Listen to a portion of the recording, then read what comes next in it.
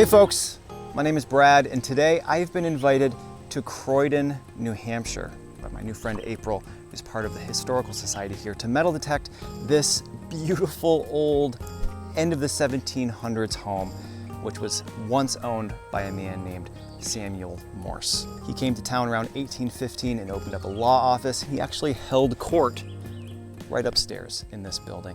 We're here to metal detect, see if we can find anything interesting, but more specifically, anything that may have been owned by Samuel himself.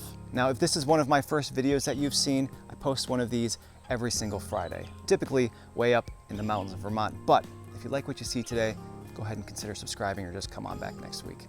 I've already got my metal detector turned on, super excited. Let's see what we can find.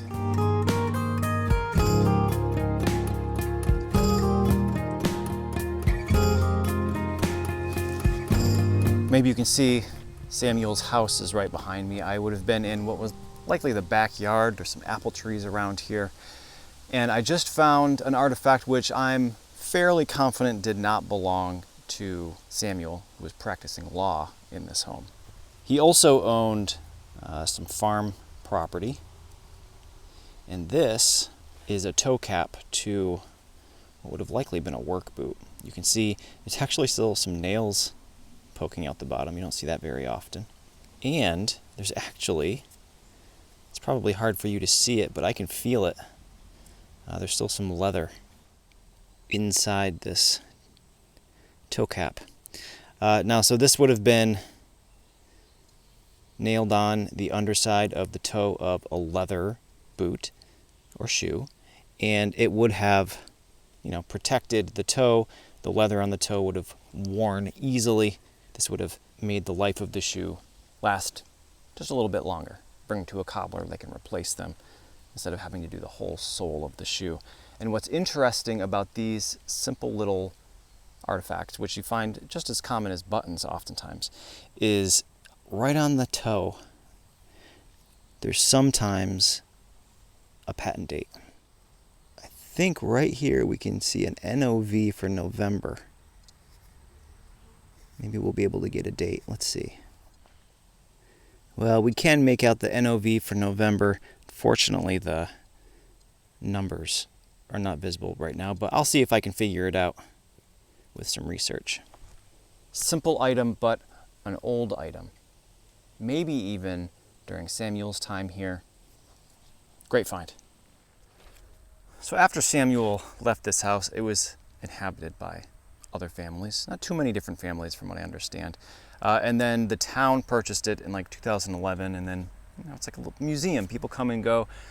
For that reason, I've been finding a lot of pull tabs, modern trash. And earlier I found a piece of sheet metal.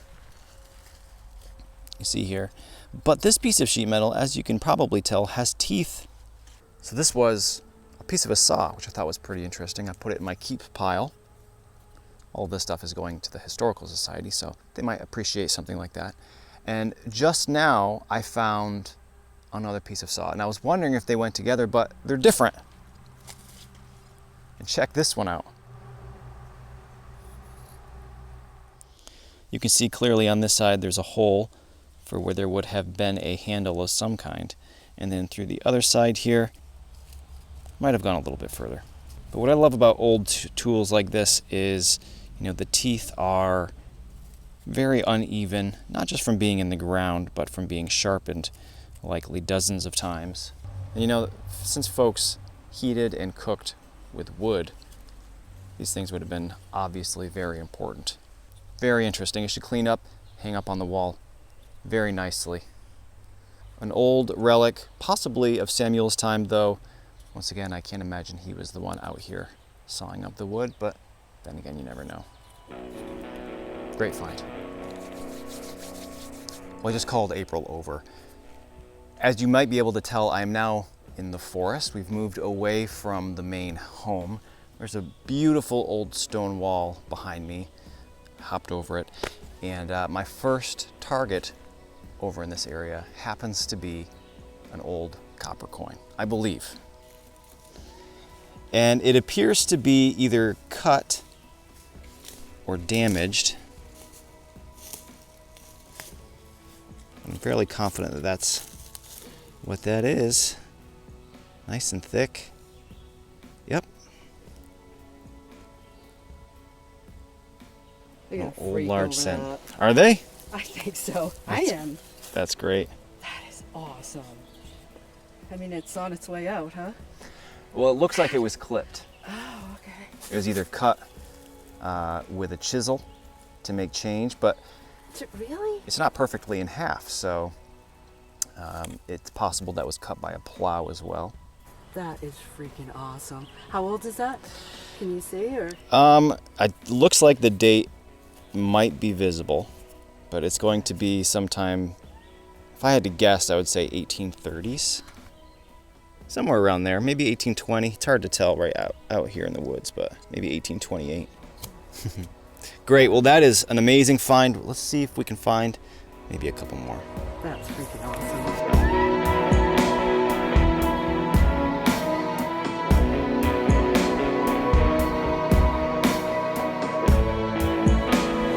I really enjoy metal detecting places like this because everything you find you can say, oh, did this belong to Samuel?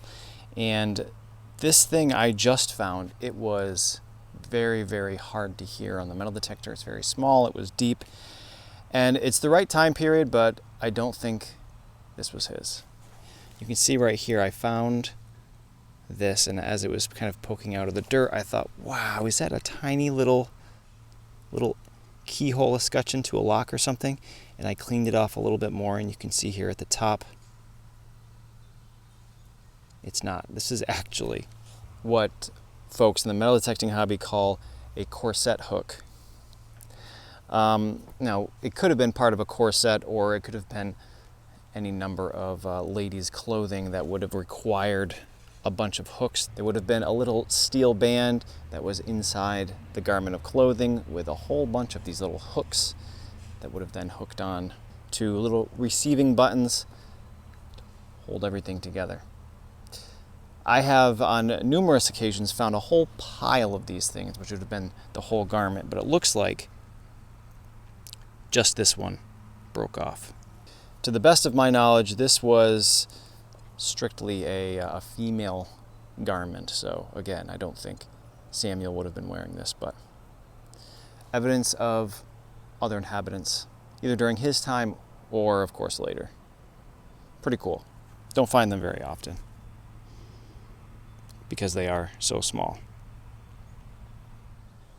Well, both April and I today have been finding a ton of iron, both really pretty interesting iron things, but also just, nondescript sheet metal. And I thought that that's what this was going to be, but it is in fact one of those interesting things. I saw this much and I said, oh, it's a piece of a hoe or who knows what. But look, I mean, this looks like a tiny little shovel, right? I suspect that this wasn't so much like a toy as it was a tool for the fireplace. Back then, wood heat, they would have had a fireplace and fireplace tools, the typical pokers, and also tiny little shovels as well. So cool. I'm not entirely sure how they would have attached to the back of it here. There doesn't appear to be any holes where rivets may have been, but that's certainly what it looks like to me. Tiny little coal shovel. That is a first for me. Cool find. A little bit smaller than mine. Well, as you might be able to tell, I've hopped back over the stone wall. I'm kind of in the back lot behind the home. And as soon as I did so, I found something which, I'm on the fence whether this could have belonged to Samuel. It appears to be the frame to not a pocket watch, but a wristwatch. And to be quite honest, I'm not totally sure when folks stopped carrying pocket watches and when they started wearing them on their wrists. So this very well could be quite a bit later than Samuel. But I walked a few steps, got another pretty nice target, dug it up, and this is, in fact, an old button from the early 1800s. And this, without a doubt, could have belonged to Samuel. He could have been wearing this on his shirt, lost it out here. Pretty amazing being able to hold something in your hand and knowing potentially who owned it and their story. Finding this anywhere else would just be a button, but here it's quite a bit more interesting.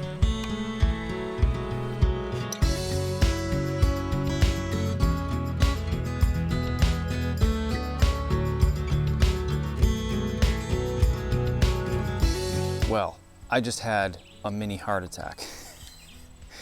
I got a target and it wasn't that great, and I dug it up and I thought it was going to be a modern nickel.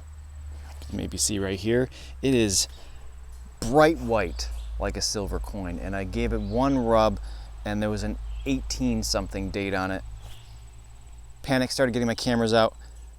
Curiosity got the best of me. I wiped it a little bit more, and it's modern. It's kind of modern.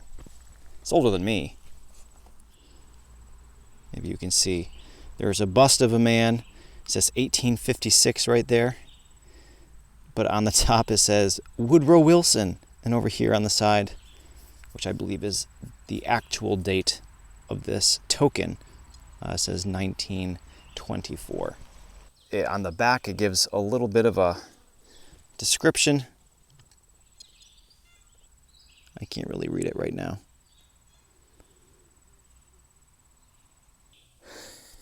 But you know, it's actually still a pretty cool piece of history. I have found maybe a couple of these in all of my years metal detecting, because I typically am not metal detecting places with newer stuff like this.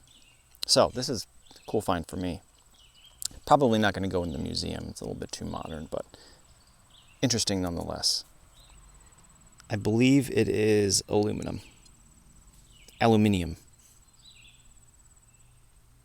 All right, excitement has died down. Let's see if we can find an actual silver coin today. Well, I was off bushwhacking, looking for this barn that we haven't been able to find, that's supposedly way out in the woods.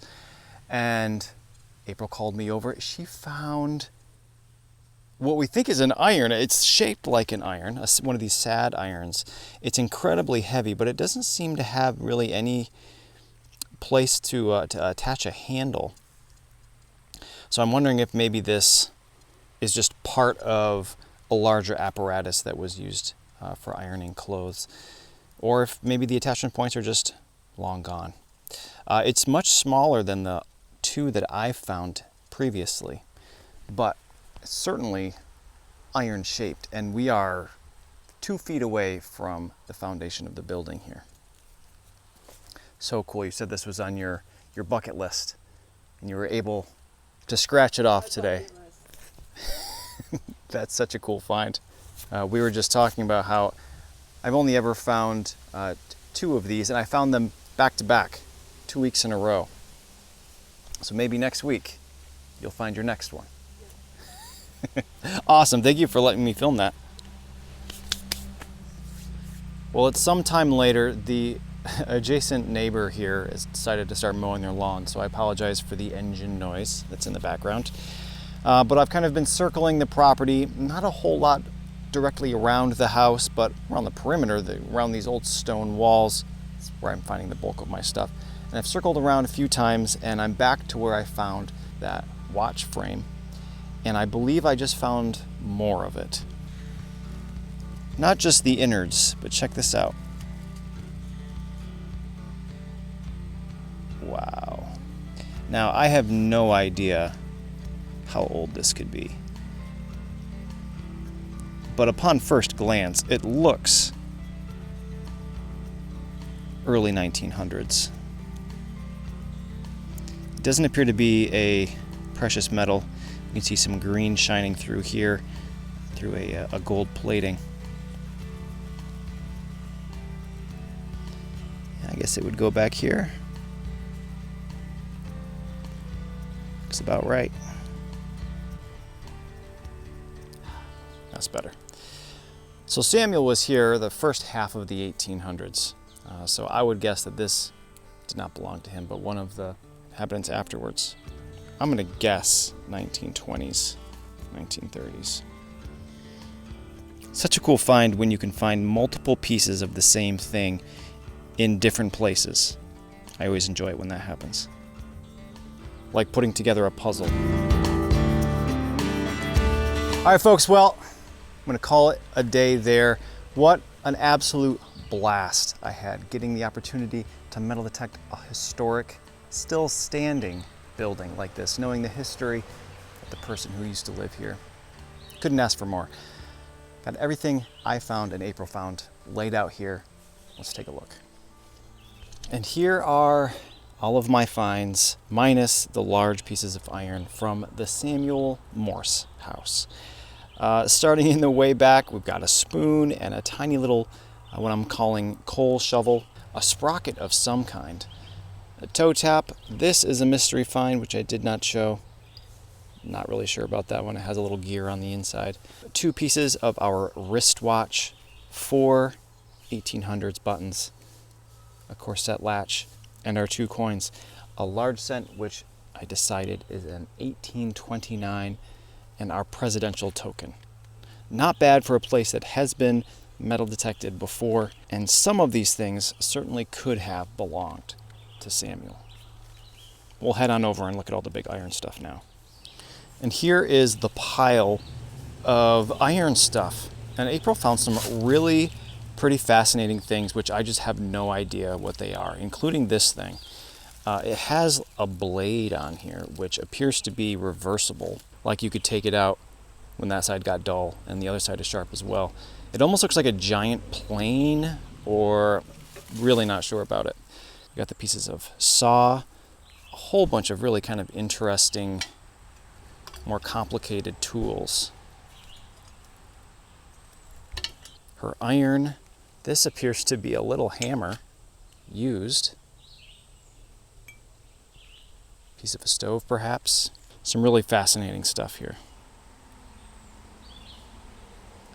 All right, folks, well, I want to thank you again for watching. Hopefully, I'll see you next week, where I will more than likely be back in Vermont. See you then.